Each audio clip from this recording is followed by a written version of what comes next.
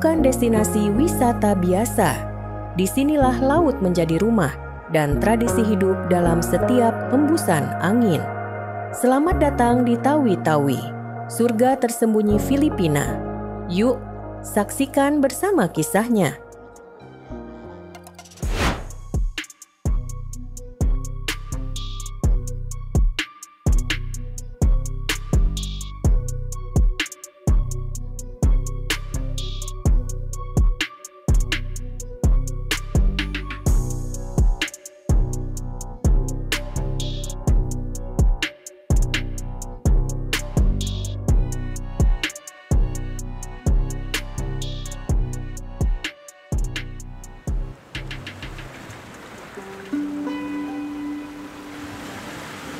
Di ujung selatan Filipina, tersembunyi sebuah gugusan pulau yang seolah terapung di batas negeri dan budaya. Itulah Tawi-Tawi.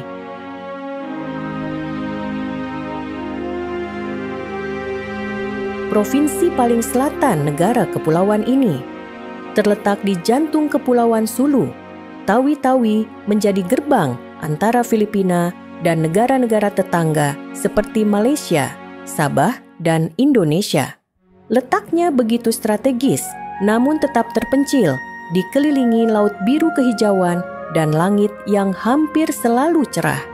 Tawi-Tawi bukan hanya sekadar titik di peta.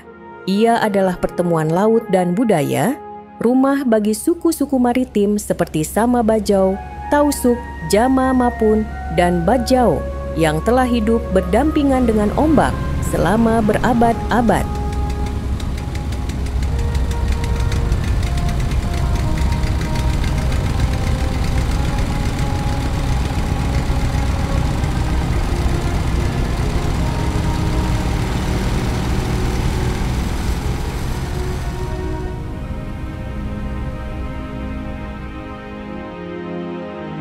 Pulau-pulau kecilnya seperti Bongau, Simunul, dan Sibutu tidak hanya menyimpan kisah perjalanan nenek moyang yang menjelajahi laut, tetapi juga menjadi saksi atas kekayaan budaya Islam yang tumbuh sejak abad ke-14.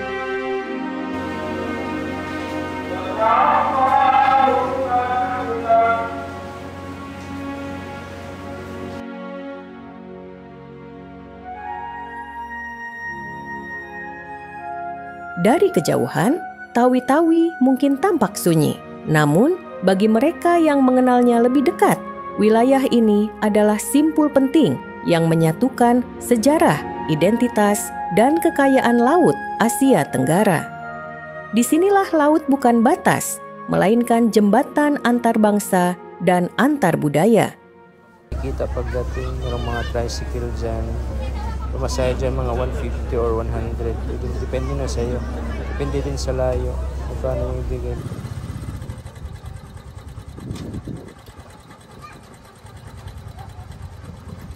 Sekitar tahun 1380, seorang ulama bernama Syekh Karim ul Makhdum tiba di Pulau Simunul, di wilayah yang sekarang kita kenal sebagai Tawi-Tawi.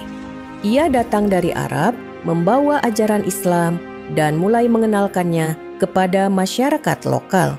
Di sana, ia membangun sebuah masjid yang sederhana tapi sangat berarti.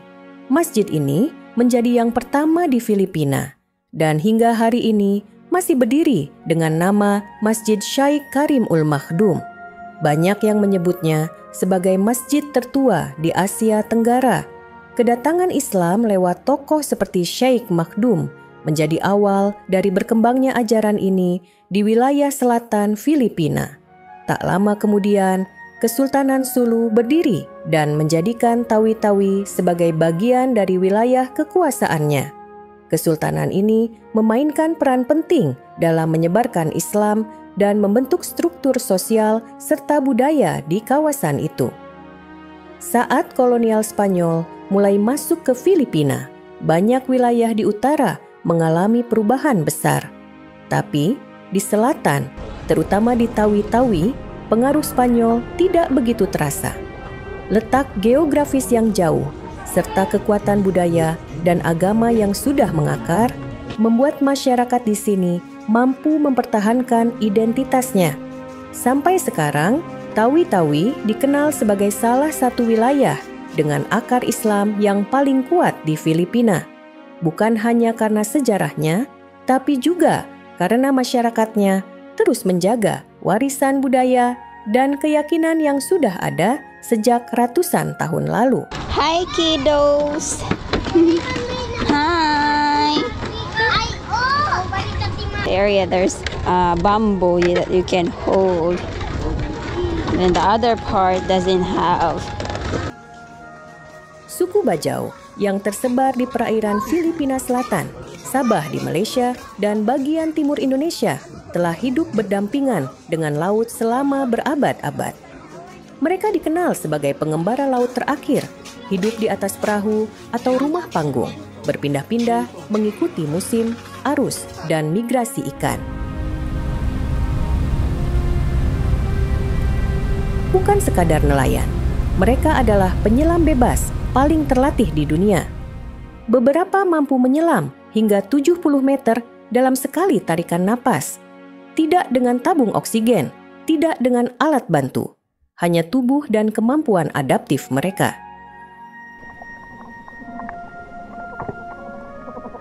Sea grapes. Lato. Ilmuwan menemukan bahwa organ limpa mereka berkembang secara genetik untuk menyimpan oksigen lebih banyak mirip mamalia laut seperti anjing laut. Adaptasi ekstrem ini bukan warisan mitologi, tapi hasil dari seleksi alam selama ratusan tahun di lingkungan laut yang menuntut.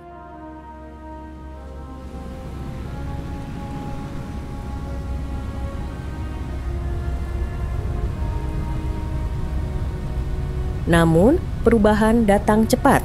Laut tak lagi seperti dulu. Populasi ikan menurun tajam akibat penangkapan berlebih, perubahan suhu laut, dan kerusakan terumbu karang. Kapal industri asing masuk lebih dalam ke zona-zona tradisional. Alat tangkap destruktif, dari jaring pukat dasar hingga bom ikan, menghancurkan ekosistem tempat bajau menggantungkan hidup. Sebagian besar komunitas bajau tidak memiliki kewarganegaraan. Mereka lahir di laut, jauh dari sistem pencatatan sipil.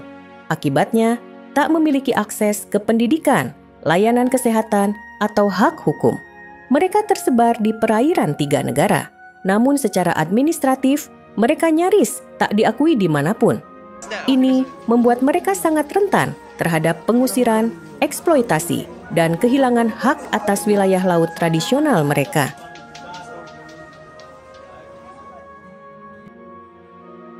Dalam keterdesakan itu, banyak komunitas bajau mulai beralih. Di wilayah Tawi-Tawi dan Sitangkai, rumput laut menjadi komoditas baru.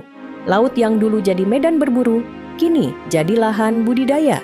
Dengan tali-tali apung, mereka menanam Eucheuma cotonii, jenis rumput laut merah yang digunakan dalam industri makanan, kosmetik, hingga farmasi. Sekali panen, hasilnya bisa menghidupi seluruh keluarga. Tapi, harga jual ditentukan oleh tengkulak dan pasokan kerap bergantung pada cuaca ekstrim yang semakin tak menentu akibat krisis iklim. Di sisi lain, di wilayah Luzon yang mengalami penurunan muka tanah dan intrusi air laut, lahan pertanian berubah menjadi tambak. Komunitas pesisir, termasuk keturunan bajau yang bermigrasi ke daratan, mulai membudidayakan kepiting bakau. Mereka membuat pagar bambu sederhana untuk membagi tambak, lalu memelihara kepiting dari bibit hingga siap jual. Bisnis ini lebih stabil dibanding berburu di laut terbuka, tapi butuh investasi awal dan pengetahuan teknis yang sebelumnya asing bagi mereka. Budidaya bukan hanya soal ekonomi, ini juga bentuk adaptasi budaya.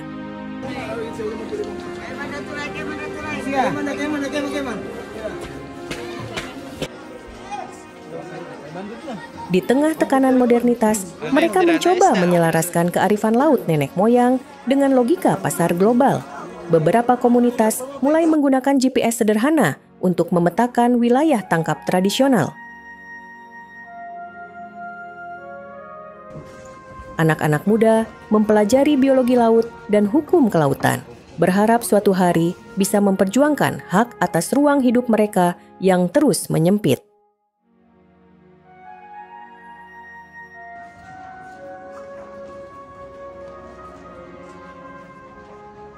And there's plenty of attention here right now. My first experience in a Bajau village. Kini, identitas Bajau berada di persimpangan. Di satu sisi, mereka mempertahankan keterhubungan mendalam dengan laut. Di sisi lain, mereka harus belajar hidup dengan sistem baru, negara, hukum, dan pasar yang tak pernah dirancang untuk mereka. Mereka tidak lagi sepenuhnya mengarungi laut sebagai pengembara, tapi juga bukan sepenuhnya warga daratan. Mereka berada di antara dunia lama yang memudar dan dunia baru yang belum sepenuhnya menerima kehadiran mereka. Namun, satu hal tetap, lautan tetap menjadi nadi kehidupan mereka. Hanya saja, cara mereka menghidupinya kini berubah.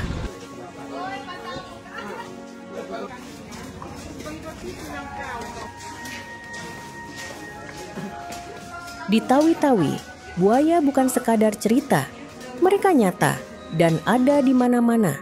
Bukan hanya di sungai besar atau muara, tapi juga di rawa-rawa sempit, di balik akar bakau, bahkan di bawah rumah panggung saat malam tiba. Warga tidak memburu mereka, tidak pula memelihara. Mereka hidup berdampingan dalam ketegangan yang tidak pernah benar-benar hilang.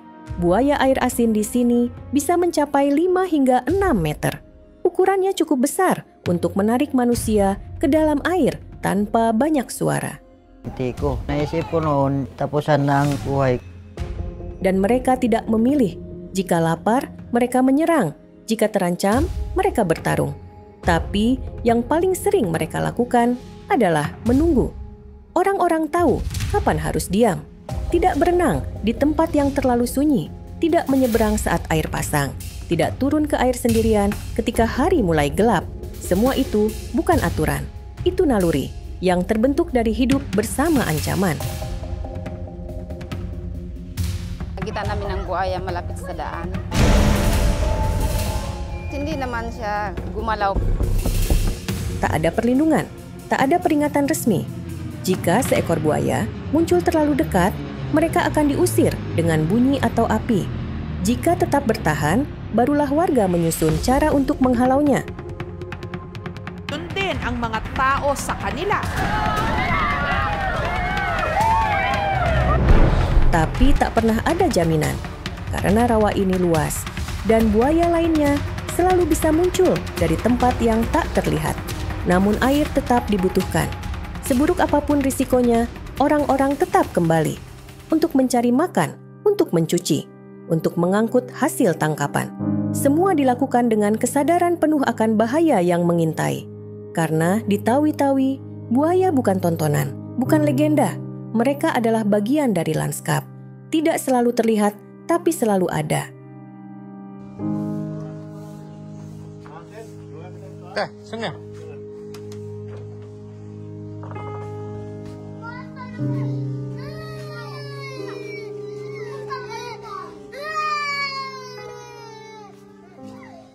Dito pala. Ito. Yook Bangka Bajawi.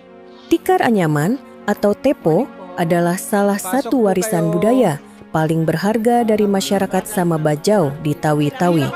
Dibuat secara telaten oleh tangan-tangan perempuan yang terampil, tepo lebih dari sekadar alas duduk atau hiasan rumah. Ia adalah hasil dari tradisi panjang, kesabaran, dan kepekaan seni yang mendalam. Proses pembuatannya dimulai dengan memanen daun pandan yang tumbuh di sekitar pulau. Daun-daun ini kemudian dijemur, direbus, dan diwarnai menggunakan bahan alami sebelum dianyam menjadi tikar dengan pola-pola geometris yang khas. Setiap helai anyaman membawa cerita, mencerminkan lingkungan, kehidupan sehari-hari, dan filosofi masyarakatnya. Salah satu tokoh penting dalam pelestarian seni ini adalah Haja Aminah Api, seorang perempuan pengrajin dari Tandubas yang karyanya diakui secara nasional sebagai simbol keunggulan budaya. Melalui tangan-tangan seperti beliau, tepo bukan hanya bertahan, tapi terus berkembang, menjadi jembatan antara masa lalu dan masa kini. Kini, tikar anyaman Tawi-Tawi tidak hanya menjadi bagian dari kehidupan rumah tangga, tetapi juga menjadi identitas, kebanggaan, dan sumber penghidupan bagi banyak perempuan di daerah tersebut. Sebuah bukti bahwa tradisi dapat terus hidup dan relevan jika dijaga dengan cinta dan ketekunan.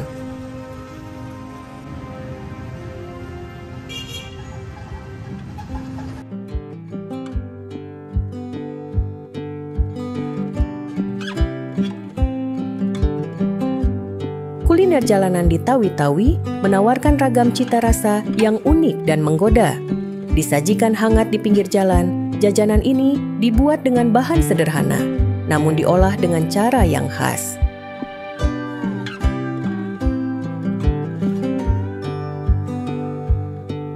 Setiap gigitan menyimpan jejak tradisi dan kehangatan budaya pesisir yang terus hidup hingga hari ini.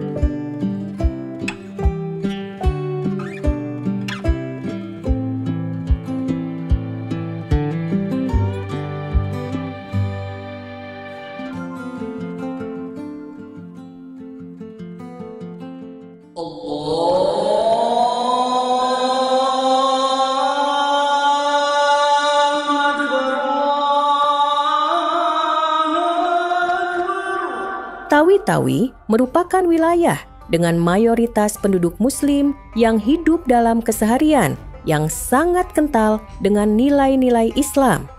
Masjid menjadi pusat kegiatan masyarakat, bukan hanya sebagai tempat ibadah, tetapi juga sebagai ruang pendidikan dan musyawarah. Tradisi keislaman tercermin dalam berbagai aspek kehidupan, mulai dari cara berpakaian, penyelenggaraan pernikahan, hingga tata cara bermasyarakat. Warga Tawi-Tawi menjaga adat dan budaya lokal yang selaras dengan ajaran agama. Bahasa Melayu, lokal serta bahasa Arab sering digunakan dalam kegiatan keagamaan. Nilai kekeluargaan dan gotong royong sangat dijunjung tinggi, memperkuat hubungan antar warga di komunitas.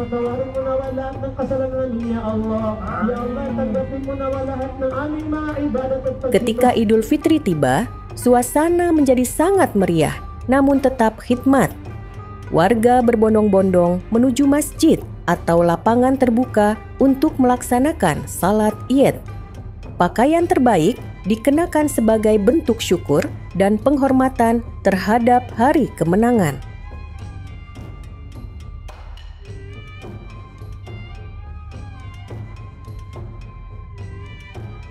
Setelah salat, tradisi saling memaafkan, bersilaturahmi, dan berbagi hidangan menjadi momen yang mempererat kebersamaan dalam masyarakat. Di tengah keterbatasan akses dan tantangan ekonomi, semangat religius masyarakat tetap kuat. Mereka terus menjaga identitas keislaman dan budaya mereka sambil menyesuaikan diri dengan perkembangan zaman. Setiap cerita yang kami hadirkan adalah ruang untuk merasa dan semoga membawa makna bagi siapapun yang mendengarnya. Terima kasih. Kami menghargai perhatian dan kepercayaan Anda. Sampai jumpa di kisah berikutnya.